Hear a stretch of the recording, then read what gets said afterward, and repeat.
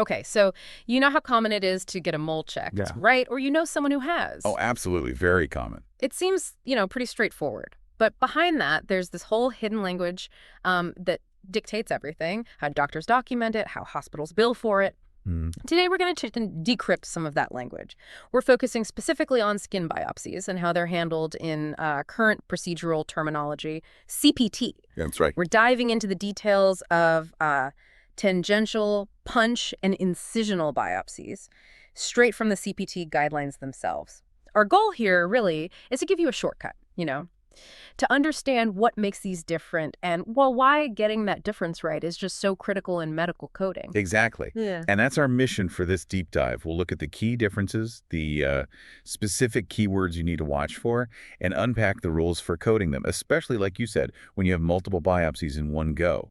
Because that's where clarity and accuracy are just non-negotiable. It affects documentation, billing, everything. Okay, let's start unpacking this. The CPT code book, I mean, it's like this enormous dictionary, right? But for medical surgery. Sure really is, yeah. And the section for the integumentary system codes 1738 all the way to 19499. That's like a whole volume just on skin, hair, nails. It's vast. Yeah. And it covers, well, basically everything on the outside. Skin, subcutaneous tissue, accessory structures like follicles and glands, nails, even things like pilonidal cysts. And what's really important to grasp is that under many of these headings, like biopsy, there's specific instructions, special guidelines. It's definitely not a simple lookup. Right. And just for context, remember, the skin itself isn't just one layer. You've got the epidermis on top, then the dermis, then the subcutaneous tissue deeper down. And the depth of the biopsy, which layers it hits, that's a huge factor in how it gets classified and coded. Okay, so for most people, biopsy just means taking a sample, right? We don't think much about the why or how that intent actually shapes the coding and billing. But these CPT codes, the 11102 to 111107 range we're focusing on, they're really tied to a specific purpose, aren't they? You've hit the nail on the head. That's the core principle. A biopsy procedure code in this specific range is used only when tissue is taken solely for diagnostic histopathologic examination. Solely. That sounds important. It is incredibly important. It defines the entire reason for the procedure. It means the tissue is going to pathology for analysis, to figure out what's going on, to get a diagnosis. And here's a really common point of confusion, actually, a potential pitfall. Let's say a doctor removes a lesion, maybe a mole, mainly because it's irritating the patient or for cosmetic reasons. They decide to send it off to pathology anyway, just to be safe. Okay. Seems reasonable. It does, clinically. But from a coding perspective, if they then try to bill for that using a separate biopsy code like 110102 or 111004, that's incorrect according to CPT rules. The guidelines are super clear. If the main reason, the primary intent, was therapeutic removal like an excision or a destruction or maybe a shave removal, then sending that tissue to pathology is considered, well, a routine part of that main procedure.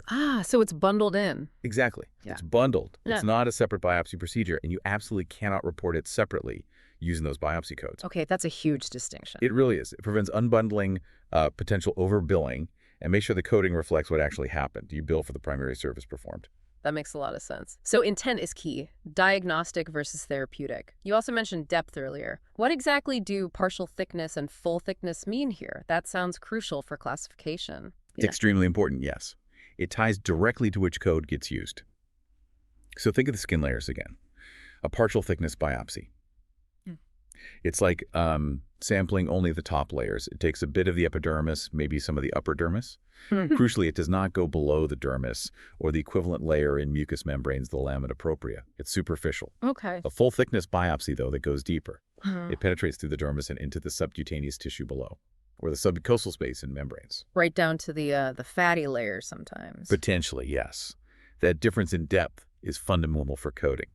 And another quick point, just scraping the very surface, like the stratum corneum for, say, a fungal test with tape stripping. Yeah. That does not count as a skin biopsy under these rules. Yeah. It's not a surgical tissue sample for pathology, so you can't use these codes for that. Got it. Okay, so we've covered the why, the intent, and the depth. Now let's get into the how. CPT outlines 3 distinct techniques. Can you walk us through those, starting with tangential? Absolutely. Let's start with tangential biopsy. The codes here are a 11102 for the first one, and 11103 is the add-on code for any additional tangential biopsies in the same session. So the technique uses a sharp blade. Think a flexible biopsy blade, maybe a scalpel held kind of sideways, or even a curette, which is like a small scoop. Okay, so key words to look for in the doctor's notes might be like sharp, scoop, saucerize, curette, blade, or something about just getting epidermal tissue. Precisely. Those are your clues. It removes a sample of epidermis, sometimes with a bit of the dermis underneath. Like the note might say, used a dermablade to saucerize the lesion on the left cheek. And the intent is always diagnostic. Always diagnostic for these codes. Now, what's interesting and a key distinction is that a tangential biopsy is specifically not considered an excision. It's superficial. It doesn't guarantee getting the whole lesion, especially if it goes deeper. So parts might remain. And like we keep saying, you can only report this separately if it's truly a distinct diagnostic procedure, not just part of a therapeutic removal like an excision, destruction, or shave.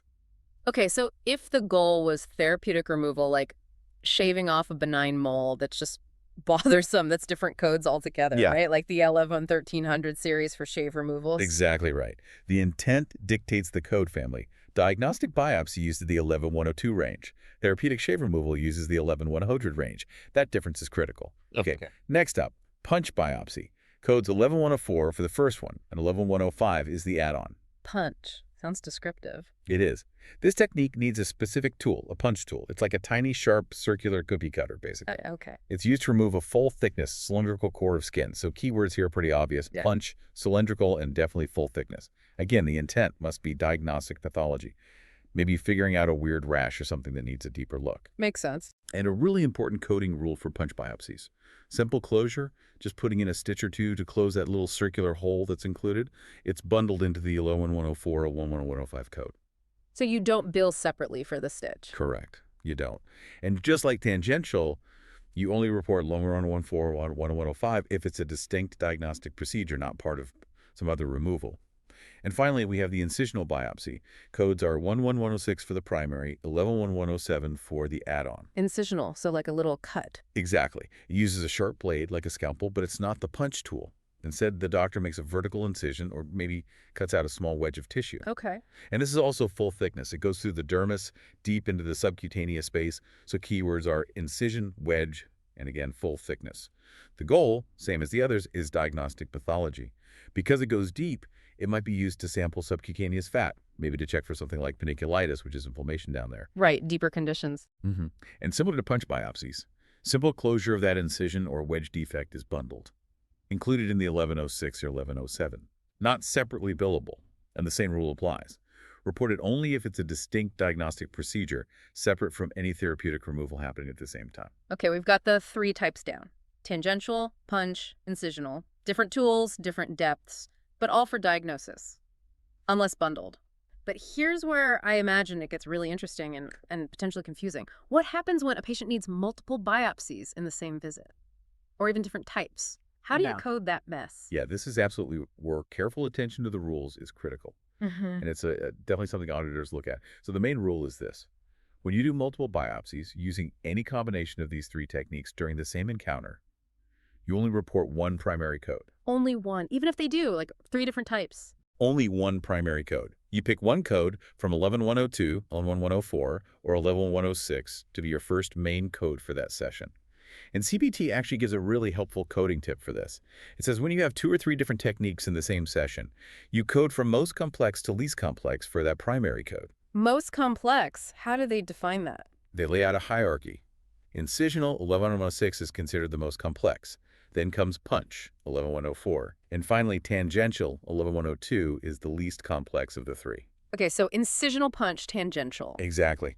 That's your order for picking the single primary code. Then, for every additional biopsy you perform after that first one, regardless of its type, you use the appropriate add-on code. That means 11103 for any extra tangential, 11105 for any extra punch, or 11107 for any extra incisional biopsies. Okay, that hierarchy is key. Can we walk through some examples? That always helps make it stick. Definitely. Let's run through a few scenarios. Say the doctor does 2 tangential biopsies on different spots. Okay. That's straightforward. You'd report 11102 for the first one and 11103 for the second one. Primary plus add-on. Simple enough. What about, say, 3 punch biopsies? Okay, 3 punches. You'd report 11104 for the first punch. Then for the other 2, you'd report the add-on code, 111105, but you'd report it with 2 units. 2 units of the add-on. Got it. Yep. Same logic for two incisional biopsies. 11106 for the first, 11107 for the second. Okay, now mix them up. Let's do a really complex one. Uh, one incisional, one tangential, and one punch biopsy, all in the same visit. Perfect example. So first, find the most complex. That's the incisional, right? Right. 11106. So 11106 is your primary code. Now you have two additional biopsies left, one tangential and one punch.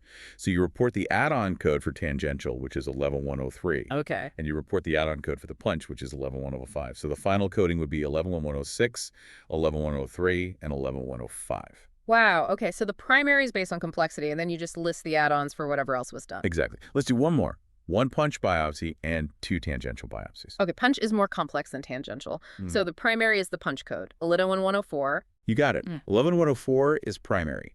Then you have two tangential biopsies left.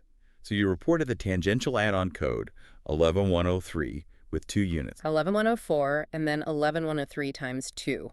Makes sense. See, once you get the hierarchy and the add-on concept, it falls into place. And, you know, this might seem like just billing details, but why is getting this right so vital? Yeah, why the complexity? Because accurate coding is fundamental to good medical records. Yeah. It creates that clear, standardized story of what procedures were actually done.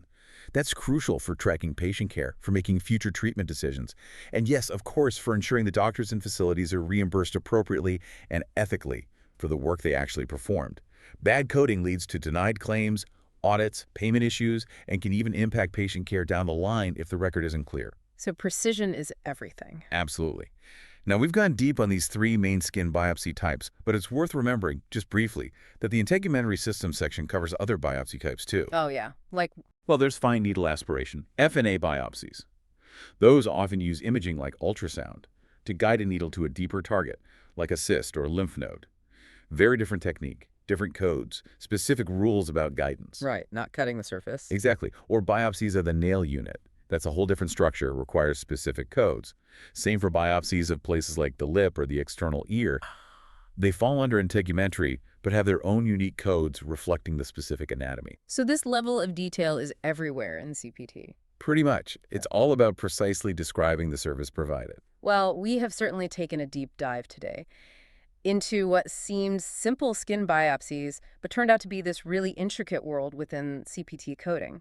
We've looked at tangential, punch, incisional, the techniques, the keywords, the bundling rules, and especially how to handle multiple procedures. Yeah, and I think the big takeaway is that taking that small tissue sample, it demands a real understanding from the clinical side and the coding side.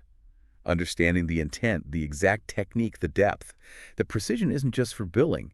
It's the language the entire healthcare system uses to communicate accurately about patient care. So what does this all mean for you listening?